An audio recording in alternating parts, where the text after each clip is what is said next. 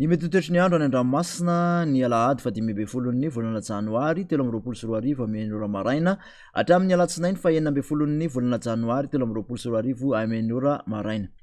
Tsy misy ny filazana manokana ho an'ny alondrano.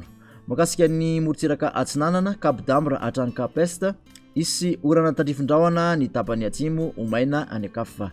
Ho avy atsimo na atsimo atsinanana nandrivotra ka ho 7 ka hatramin'ny 20 kilometatra isan'ora adiny-panonja na anonjam-be-ny-dranomasina avy onja 1 ka hatramin'ny 1.5 metatra.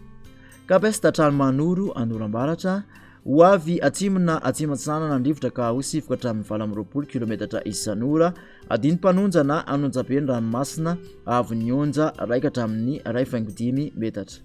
Manoratra ny taolaniaro anorana mitsitokotoko ho avy atsinanana na atsimo atsinanana nandrivotra ka ho 7 ka hatramin'ny 17 kilometatra isan'ora hatratra 20 kilometatra isan'ora indraindray. Adiny-panonja na anonjam-be-ny-dranomasina avy onja 1 ka hatramin'ny 1.5 metatra.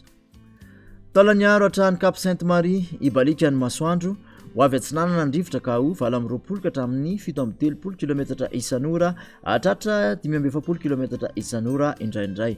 Anonjam-be-ny-dranomasina avy onja 1.5 ka hatramin'ny 2 metatra.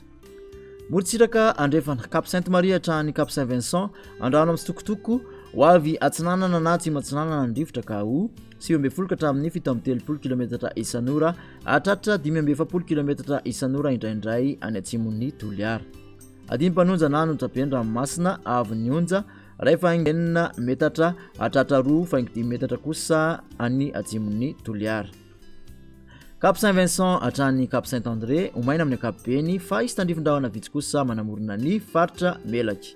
Iovaova amin'ny fitsokony rivotra ka ho 7 ka hatramin'ny 17 kilometatra isan'ora adiny-panonja ny ranomasina avy onja 8.5 ka hatramin'ny 1 metatra. Cap Saint-André hatrany Analalava anorambaratra ny maraina sy ny alina ho avy atsinanana amin'ny ankapobeny rivotra ka ho 7 ka hatramin'ny 17 kilometatra isan'ora hatratra 20 kilometatra isan'ora indraindray. Hotonina adiny-panonja ny ranomasina avy onja 8.3 ka hatramin'ny 1 metatra.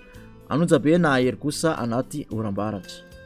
Analalava hatrany Cap d'Ambre anorambaratra ny maraina sy ny alina iovaova amin'ny fitsokony rivotra ka ho 7 ka hatramin'ny 17 kilometatra isan'ora hotony na adiny-panonja ny ranomasina avy onja rolatsaky ny 8.9 metatra.